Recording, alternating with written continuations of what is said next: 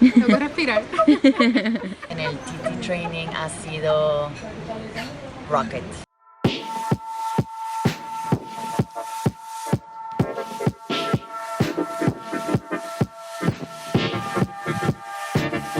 Voy saliendo a República Dominicana a hacer un intensivo retiro de Rocket Vinyasa Yoga con mi profesor favorito, mi maestro David Kyle. Aquí comienza el viaje.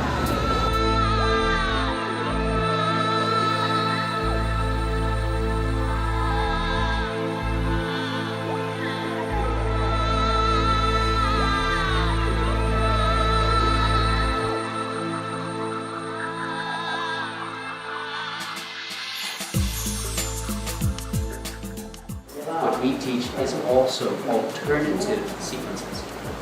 And we're not the only people in the world that has alternative sequences to Ashtanga Vinyasa. There's also Baba Hari Das from the Mount Madonna Center up in Northern California. He's been there very, very long time.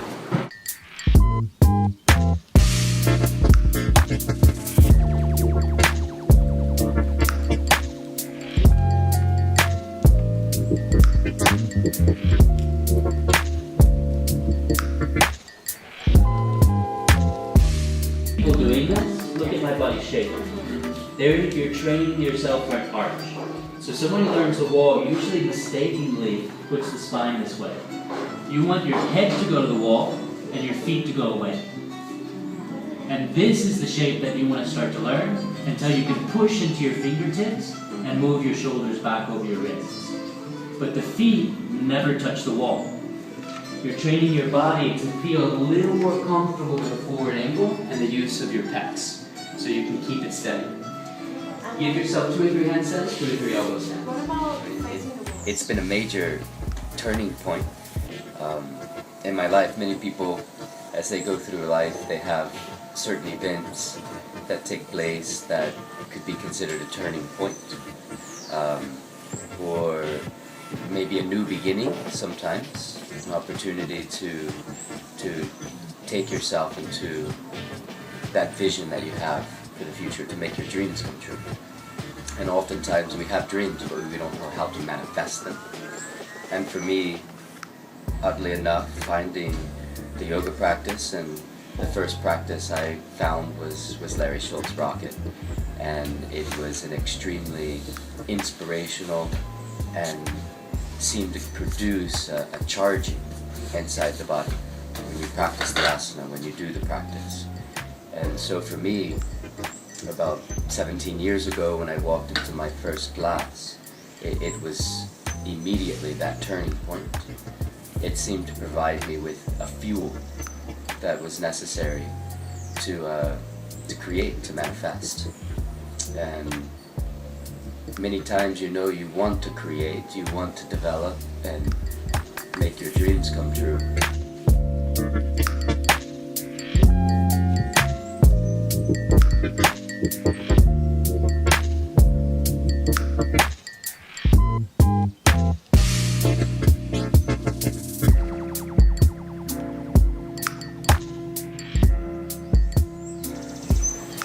Ayer fue el primer día de retiro. Ayer fue domingo. El domingo hicimos práctica de Rocket 1 en la mañana y otra práctica en la tarde. Estuvo bastante exigente para mí.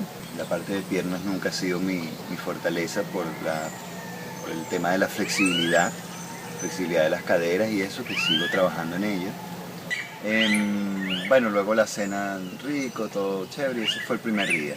Vamos a ver, hoy es el segundo día y vamos a trabajar con Rocket 2, pero bueno, esto va a ser maravilloso, así que les seguiré compartiendo la experiencia.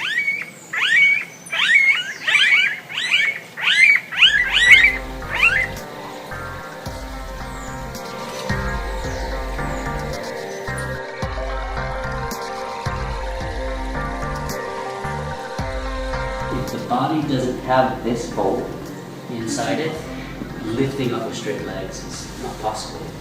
So there is a certain level. But once you get the L shape, so the student exhales, L, and flip. Your hands further forward. Once the hands go further forward, this lean forward, this press into the feet, this sense of shift into that space becomes a little bit more accessible. Even at my level of flexibility, I still need to go forward a little bit.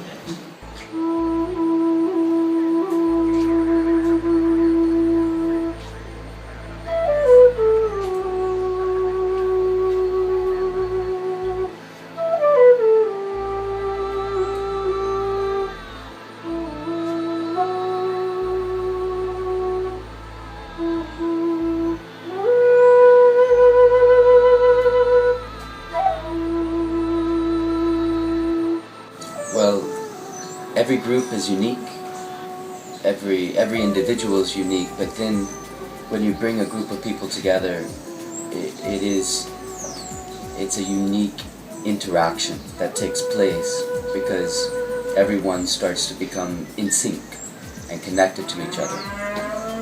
And so through the process of going through a training. Bueno, esta caminata es lo máximo. La caminata para ir a la otra casa donde hacemos las clases de yoga. Bueno, les puedo contar que ayer hicimos Rocket. El día de ayer, el segundo día fue de Rocket 2. Y en las lecturas, pues, oye, me di cuenta de algo, me di cuenta de que mis clases han sido Rocket siempre.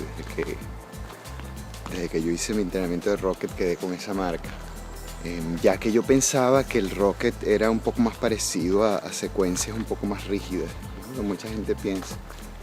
Pero me di cuenta que Larry Schultz hacía lo mismo que hago yo con la secuencia de Rocket, es decir, que le quito las cosas difíciles cuando el grupo no puede hacerlas, les pongo las que yo quiera cuando quiero trabajar algo específico, todo dentro del mismo esqueleto del Rocket, y eso es lo que he estado haciendo todos estos años, lo cual me hace muy feliz.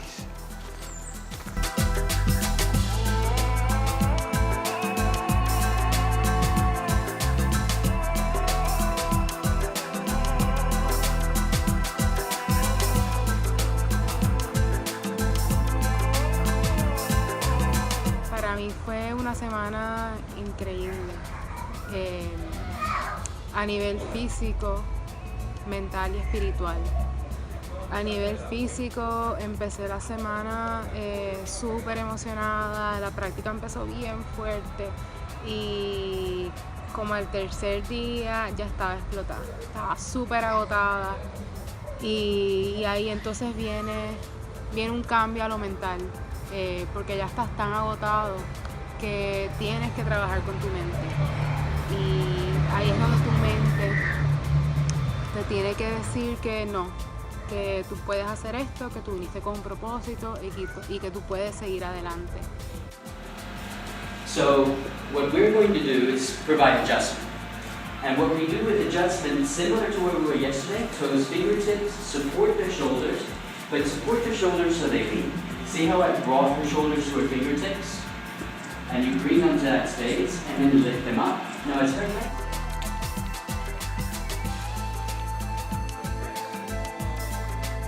Bitácora del día de ayer. El día de ayer fue martes. Estuvimos practicando en la mañana Rocket 3.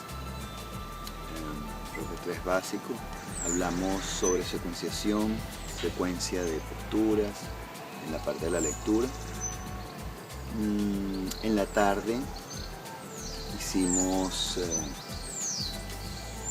teoría y práctica de todos los ejercicios que hay que hacer para hacer parada de manos, diferentes variantes, nuevos juegos que aprendí para dominar la parada de manos.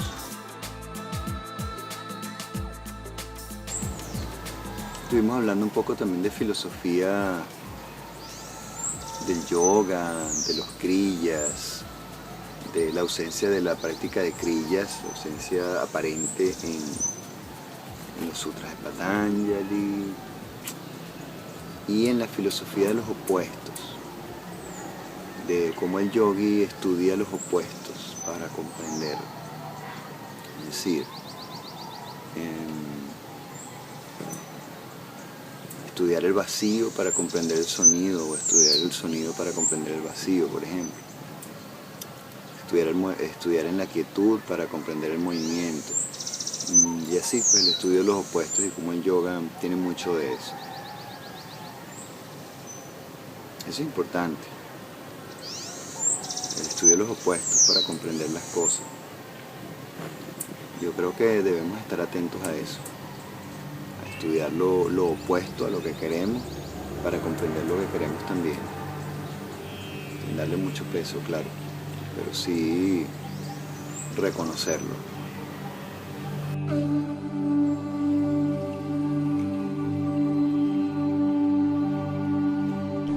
I'm not Latin, but maybe I've been living long enough with my wife, who's Puerto Rican and in Puerto Rico, that many people, when they look at me, they can see a little bit of Latina inside me, a Latino.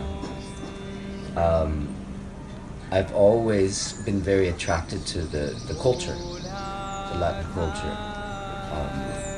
Across the board, from South America to Europe to the Caribbean, no matter where I go, there is a sense of spice to the life that is not necessarily present in all cultures.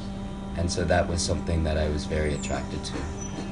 I do hope to be able to travel more in South America and, connect with like-minded individuals who are also looking for some type of outlet to help them manifest their own process, to share their own experiences with others through this modality that we call yoga. The rocket yoga practice is an opportunity for people to get the fuel that they need to really, burn that Latin fire, so to speak. I think it's one and the same. There's not much difference. The desire to move, the desire to live, the desire to be fruitful, to love, to connect with each other, to maintain that longevity that we have, through our society.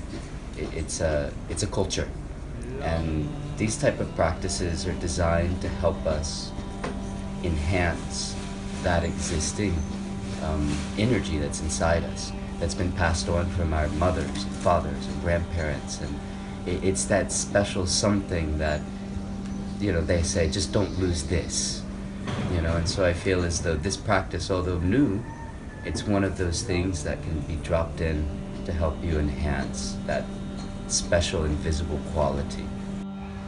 La práctica es súper intensa porque David es un gran maestro y él trae un enfoque y una seriedad que no se encuentra en muchos maestros. Él realmente trae una disciplina y un respeto a que estas son prácticas antiguas que se tienen que honrar y que es una tradición que se tiene que respetar, y eso es algo que Él nos enseña a nosotros.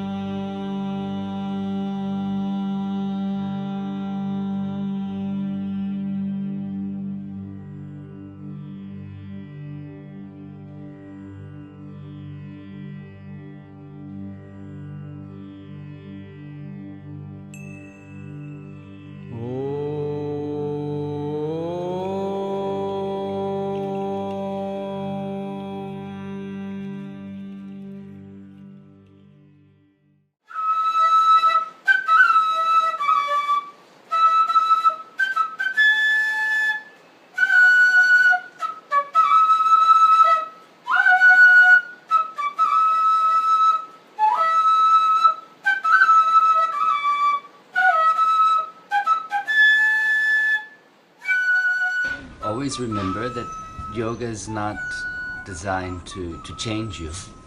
It's designed to help you discover and enhance who you truly are. The practice is an ability to help you manifest your own personal vision of what the world should be. And in that process, you're not only affecting yourself, you're affecting those who are around you. And so the question of whether you should practice yoga is always a simple one to answer.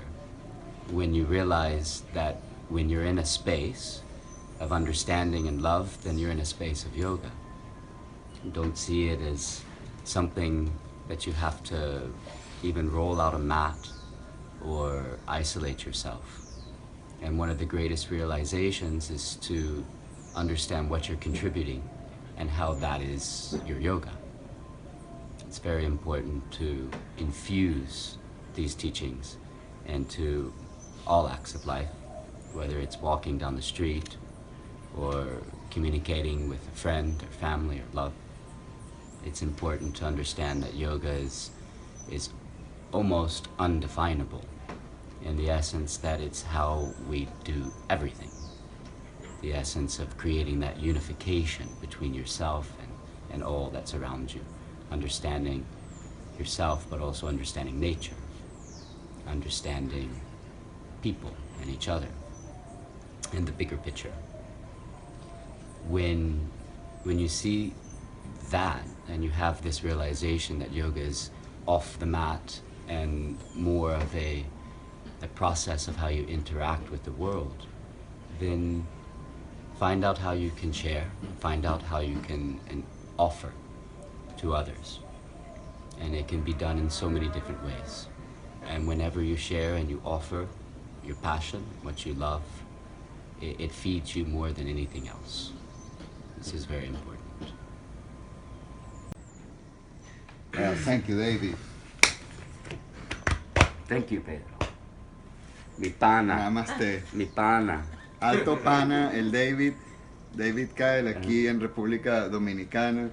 Sí, con Sí. mi pana de Venezuela. Yo tengo mucho amor para esta persona.